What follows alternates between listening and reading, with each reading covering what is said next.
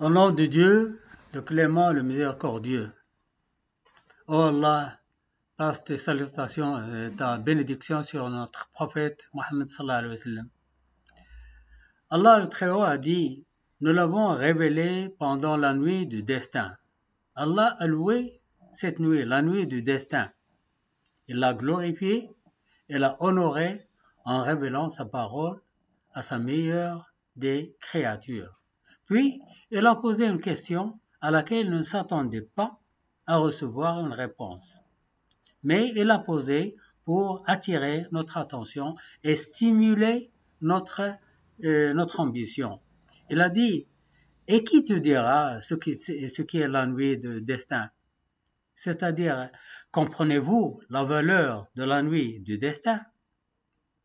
Le contenu de cela est, vous ne comprenez pas la valeur de la nuit du destin et vous ne le comprendrez jamais.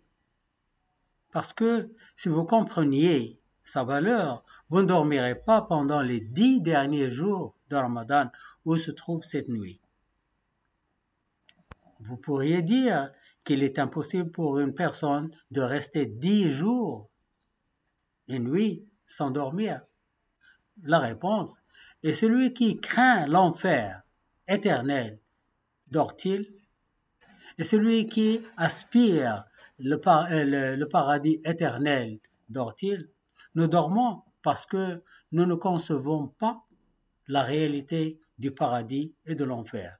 Et nous sous-estimons. C'est pourquoi nous ne donnons pas à cette nuit la valeur qu'elle mérite.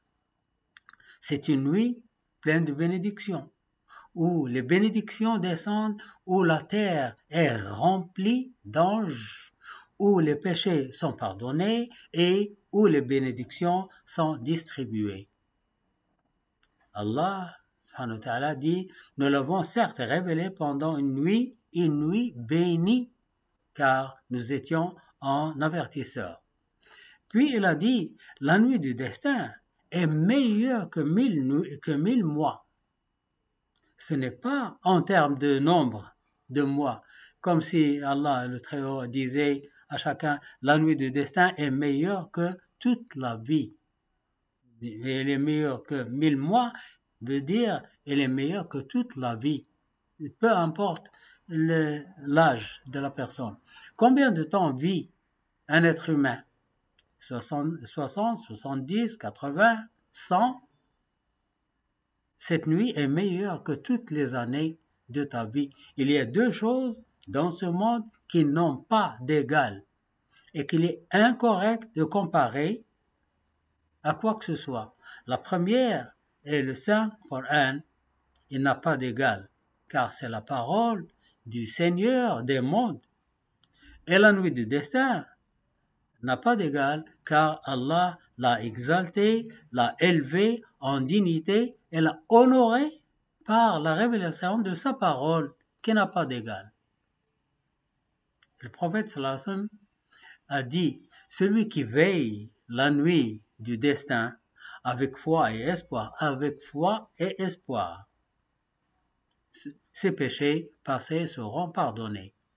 Ne mérite-t-elle pas que tu la cherches et que tu t'offres dans les 10, tu t'efforces de chercher ou travailler pendant les 10 dernières nuits. La nuit du destin est ainsi nommée parce que en elle, Dieu Tout-Puissant détermine les provisions et les délais ainsi que tous les événements du monde. En elle, il écrit le sort des vivants, des morts, des sauvés, des perdus, des heureux, des malheureux, des pèlerins, les non-pèlerins, et ainsi de suite. Tout ce qui se passe dans l'année, c'est écrit dans cette nuit et distribué aux anges responsables. Des puissants, des humbles, des années de sécheresse, des années de pluie, tout ce qui se passe. Ensuite, cela est remis aux anges pour qu'ils accomplissent la tâche qui leur a été assignée. Allah dit dans le Coran, c'est un décret dont chaque affaire sage est séparée.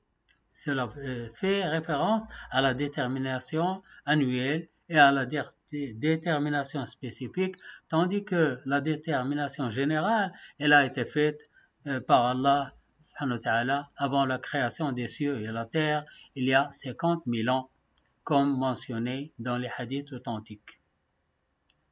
Les savants ont divergé sur la détermination de la nuit du destin, émettant de nombreuses opinions, mais la vérité est qu'elle se trouve dans les nuits impaires des 10 derniers jours de Ramadan, la nuit du 20e, 21e, 23e, 25e, 27e et 29e, selon les paroles du prophète sallallahu alayhi wa sallam. Il dit « Cherchez la nuit du destin dans les nuits impaires des 10 derniers jours de Ramadan. » Et il a dit aussi « Par miséricorde, pour ceux qui sont faibles ou incapables ou paresseux, cherchez-la dans les 10 derniers jours de Ramadan. Et si l'un de vous est faible ou incapable, ne soyez pas vaincu par les 7 restantes. » Donc, les 7 nuits qui restent pour l'Eid. Le législateur sage a caché le moment afin que les adorateurs ne comptent pas sur une seule nuit, qu'ils s'efforcent une seule nuit et laissent le travail et l'adoration pendant les autres nuits du mois de Ramadan. Et ainsi, ils s'efforcent pendant les nuits du mois jusqu'à ce qu'ils l'atteignent. Si on travaille, on adore Allah pendant toutes les 10 dernières nuits de Ramadan, c'est sûr, on va la trouver. Il est recommandé aux musulmans de multiplier les invocations de bien. Notre mère, Aïcha, a dit au prophète sallallahu alayhi wa sallam, elle a dit, j'ai dit au messager d'Allah, que devrais-je si je coïncide avec la nuit du destin? Il a dit, dis, ô Allah, tu es pardonneur et tu aimes le pardon, pardonne-moi. Allahumma innaka afouun tuhibbul afwa fa'fu anni. Demandons à Allah de nous pardonner dans ce monde et dans l'au-delà. Demandez-lui en plus de nous regarder avec bienveillance et acceptation car il est généreux et aimant. Franchissez toutes les portes du bien. Frappez toutes les portes du bien en ce jour. En ce qui concerne le jeûne, l'invocation, la prière, la charité, les liens de parenté, la réconciliation entre les gens, car le croyant ne sait pas par quelle porte il entrera au paradis. Allah, le Très-Haut, a dit, et votre Seigneur a dit, invoquez-moi.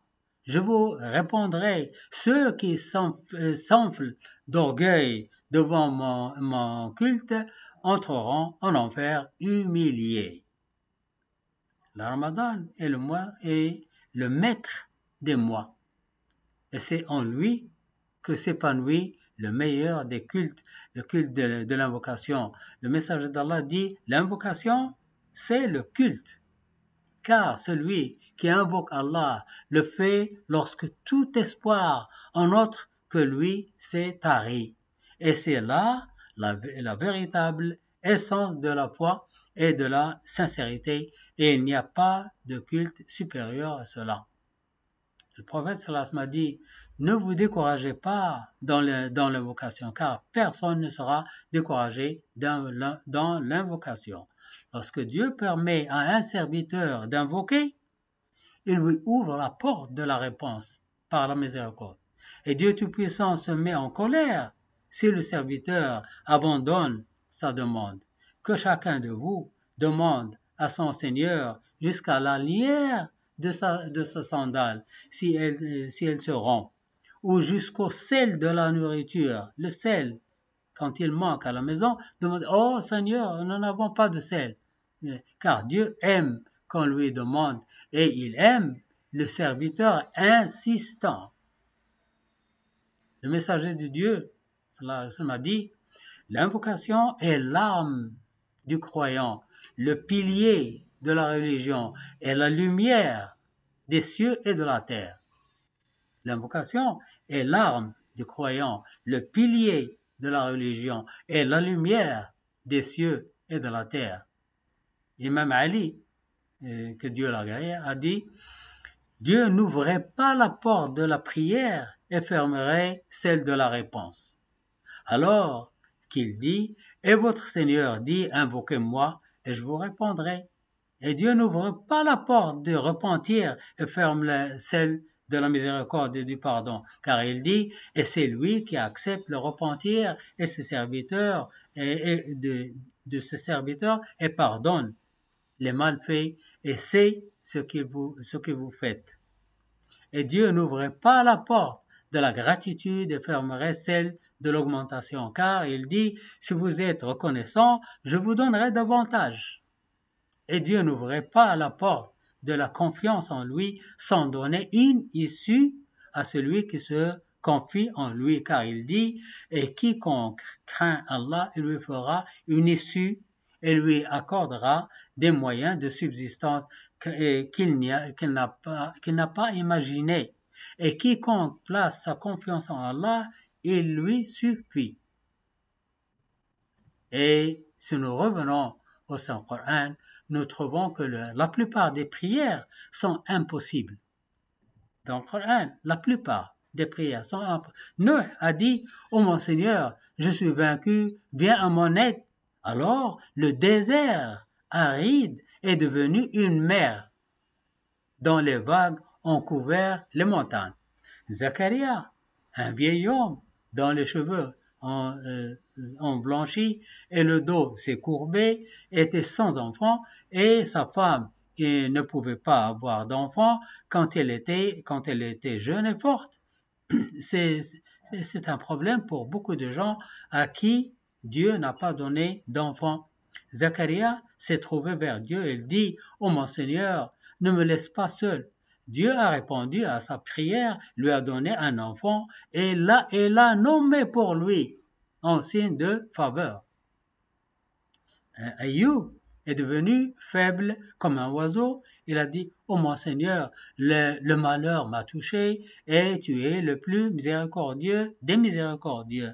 Nous l'avons exaucé et avons enlevé ce qui le tourmentait et Younes, nous l'avons sorti du ventre du poisson.